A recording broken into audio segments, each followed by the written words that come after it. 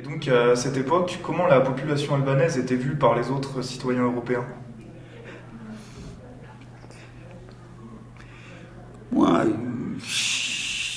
à vrai dire, les Albanais n'étaient pas connus en Europe. Oui, n'étaient pas connus en Europe comme il fallait. Je peux dire même, il était méconnu. Et quelqu'un, quelques-uns mal connus. Je préférerais parler de tous les Albanais des Balkans dans ce colloque. Et pas seulement des Albanais d'Albanie.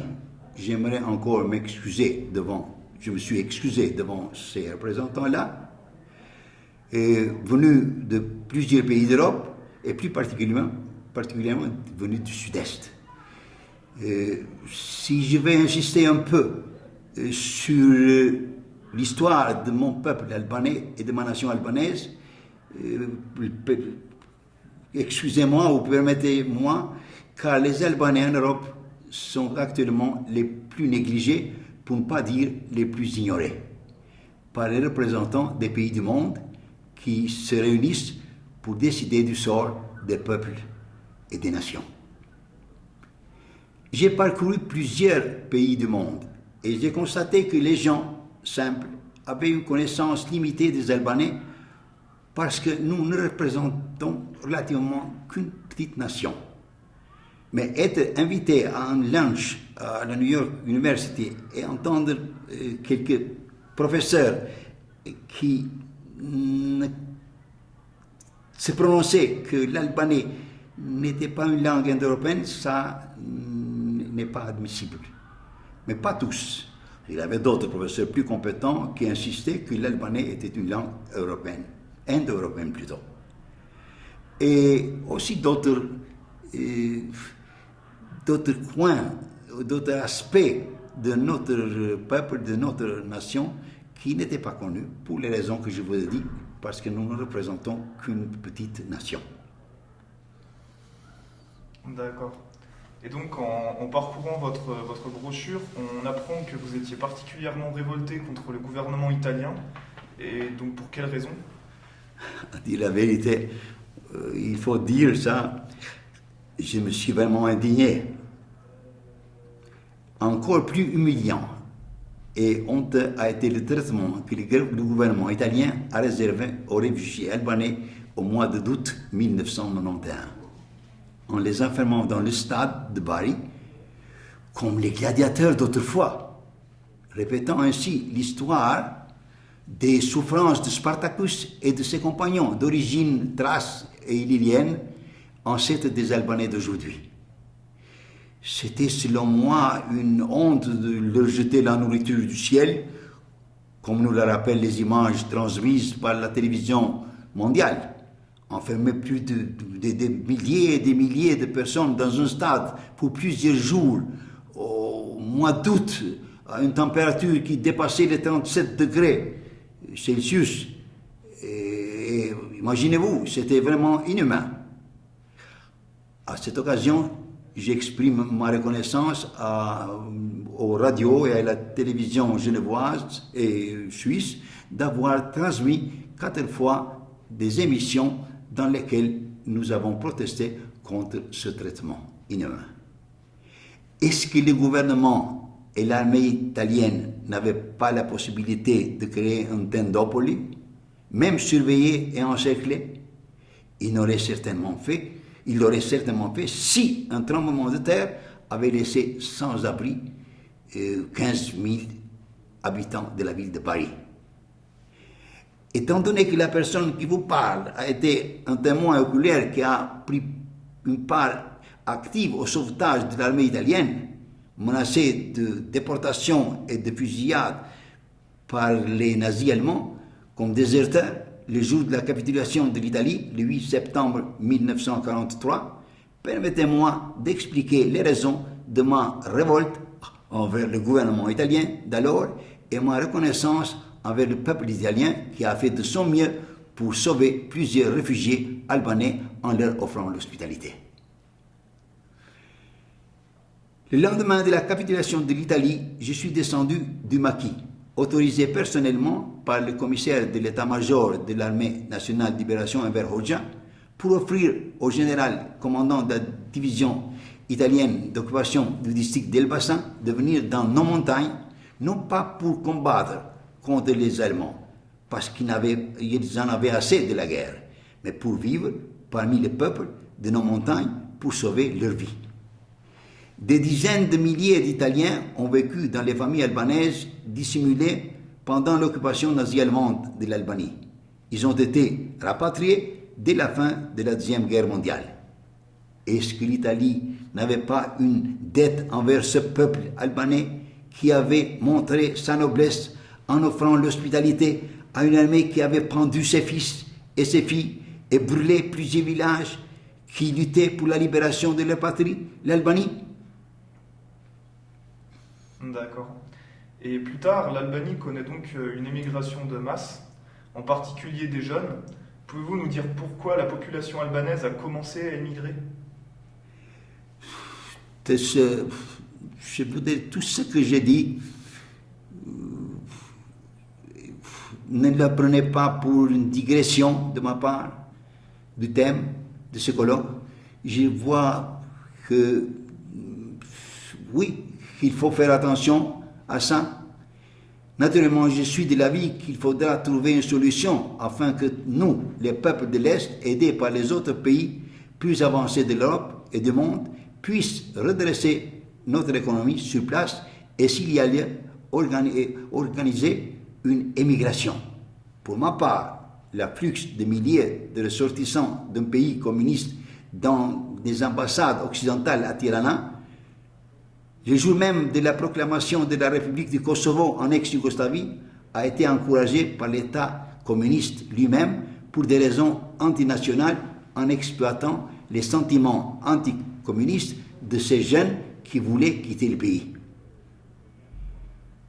Les excès sauvages, entre guillemets, ont toujours été encouragés par les communistes pour des intérêts électoraux, pour faire sortir les opposants avant les élections et menacer également l'Italie pour tirer d'elle une aide financière.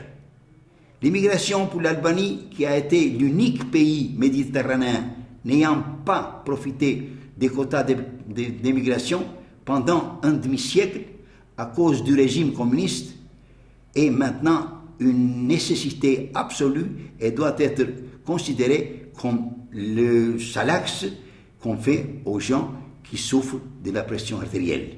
Parce que les émigrés laissent des places libres de travail et en même temps, si l'immigration est bien organisée par les États d'accueil, ces émigrés deviennent en peu de temps une mine qui donne des devises, au pays dans un délai de plus court.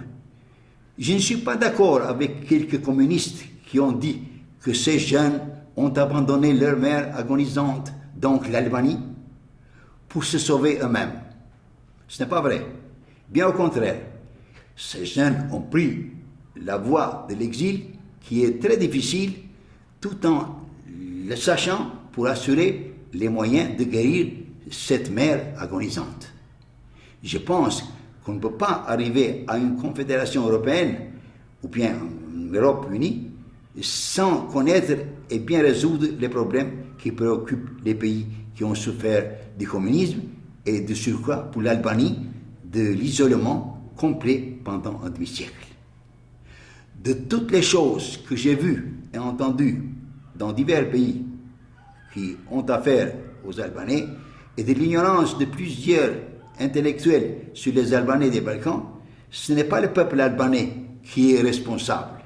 L'isolement de l'Albanie a été voulu par les dictateurs Enver Hoxha, les dictateurs le plus dur que l'Europe a vu dans son histoire, qui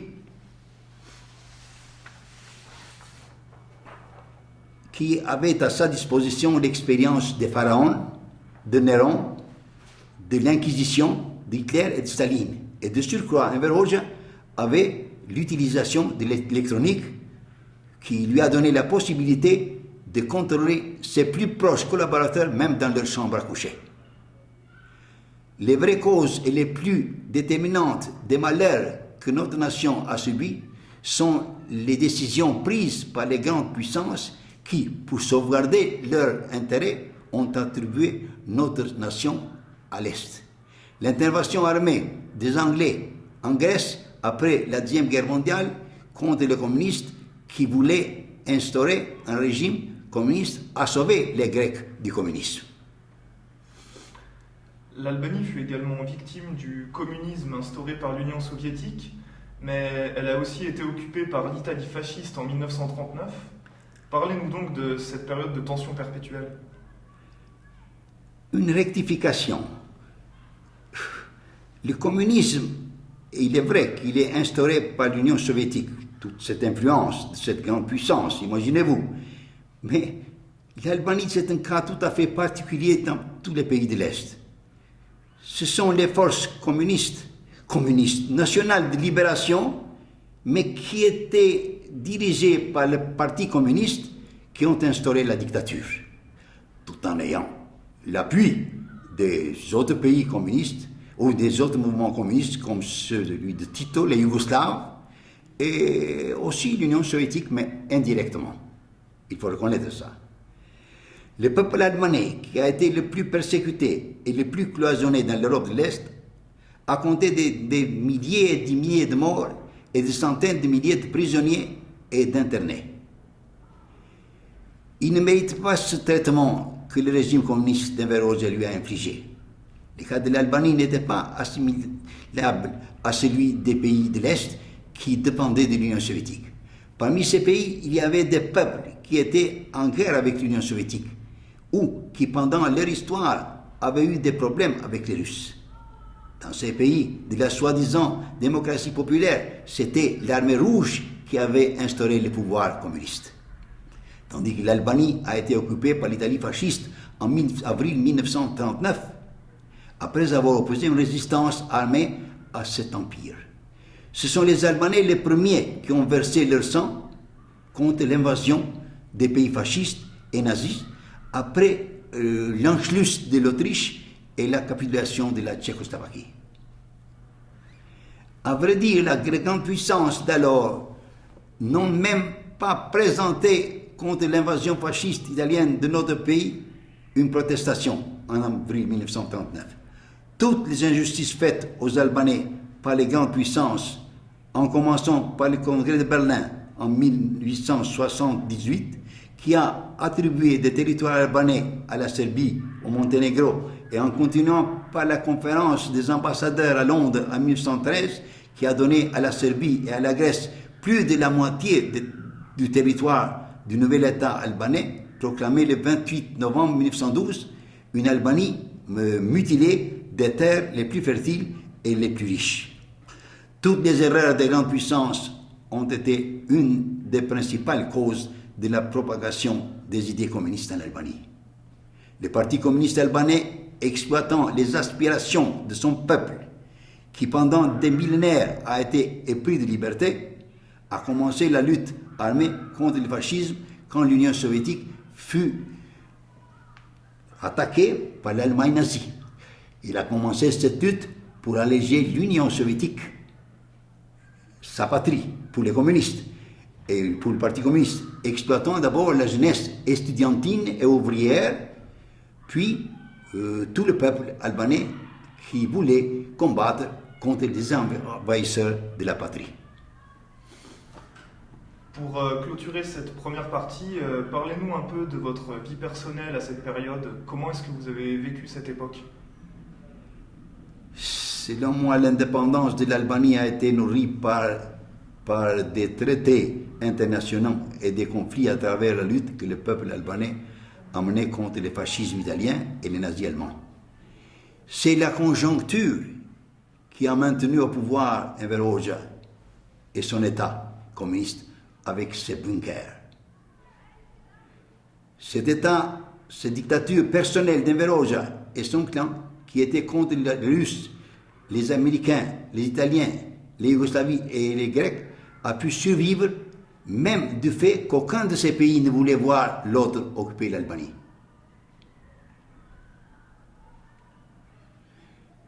À quelques-uns de nous là-bas, enfermés comme nous l'étions, l'idée venait quelquefois que le monde anticommuniste et le monde communiste avaient laissé l'Albanie comme un jardin zoologique ou une réserve où le monde aurait pu voir un jour ou l'autre la défaite immanquable du soi-disant communisme stalinien, servant ainsi d'exemple aux autres pays qui ne connaissaient pas le communisme. Donc nous étions une corbeille, selon moi.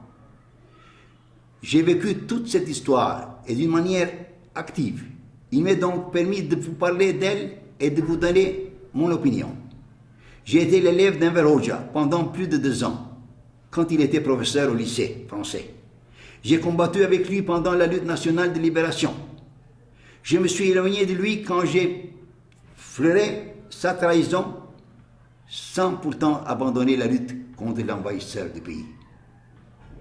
Je reproche à mon ex-copain de classe et ex-compagnon de lutte pendant la Deuxième Guerre mondiale, le président de la République, Ramiz Alia, de ne pas avoir eu le courage de faire un tournant décisif et d'ouvrir l'Albanie à l'ouest. S'il l'avait fait, il aurait soutenu, ou il aurait été soutenu par la plus grande partie du peuple albanais, et l'Albanie aurait été ouverte à l'Occident avant l'ouverture de l'Est, juste après la mort d'Enver Hoxha, en 1985. Malheureusement pour nous, il n'a pas eu le courage, il n'a pas voulu le faire, étant donné qu'il avait suivi l'école d'Enver Hoxha. Les quelques accès de vandalisme que les médias ont rapportés sur l'Albanie de la post-dictature sont une conséquence logique de la révolte et de la perte d'équilibre des gens réagissant contre un régime qui avait tout étatisé. On a vu de tels phénomènes dans d'autres pays ex-communistes qui n'ont pas souffert du communisme comme les Albanais. De telles folies de la foule, nous en avons vu beaucoup ces dernières années, même dans les pays développés. Des excès, nous les avons vus ailleurs. Je crois qu'il faut un peu plus de compréhension de la part de tout le monde envers le peuple albanais qui a tant souffert. D'autant plus que souvent que on sait que l'homme est une créature compliquée. J'ai écouté, là, dans ce colloque international, mes collègues bulgares, grecs, romains, turcs, etc. Et j'ai suivi leur monographie, mais ils ont eu, à vrai dire, toute une autre, comment dit-on, un autre développement, même étatique, du communisme dans nos pays, dans leur pays. Tandis que les Turcs et les Grecs n'avaient pas de régime communiste. Je vais vous montrer par quelques exemples que les Albanais appartiennent eux aussi à l'Europe, qu'ils ont été les plus proches de cette Europe, dont nous parlons en nous interrogeant sur la possibilité de la création d'une communauté européenne dans un avenir plus ou moins long, en englobant tous les pays européens. Les Albanais, il y a d'autrefois, avant même la création de cette notion d'Europe, se trouvaient au centre de l'Europe d'alors, entre la Grèce et Rome. Les empereurs d'origine illyrienne qui ont été à la tête de l'Empire romain et la conversion au christianisme de notre peuple au IIe siècle déjà démontrent aussi notre européanisme dès l'Antiquité. Au début du Moyen Âge, la création d'un État albanais ayant à sa tête un évêque catholique en 1190, un événement documenté et pas une légende, puis la création du Regnum albanais ayant à sa tête Charles d'Anjou, frère du roi de France Saint-Louis, nous montrent quelles furent les relations des Albanais avec l'Europe occidentale. La bataille de Savra contre les Turcs en 1385, où Balcha II, le dirigeant des Albanais, tomba sur le champ de bataille, s'est déroulée pour défendre la patrie et la chrétienté de l'Europe. Les Albanais ont largement participé à la bataille historique du Kosovo en 1389, que les Serbes ont transformé en mythe pour justifier leur prétention à présenter le Kosovo comme le berceau de la Serbie. Selon les chroniqueurs qui ont vécu les événements, il résulte que les Albanais sont mentionnés aussitôt après les Serbes, mais avant les Bosniaques, les Roumains et d'autres. En effet, parmi les 7 chefs de la coalition anti-turque à la bataille du Kosovo, il y avait 2 Albanais, George Balcha et Ionima, Demetri Ionima. Merci, monsieur Astrid Leka. On vous retrouvera donc plus tard pour la deuxième partie de cette entrevue. Merci. Merci.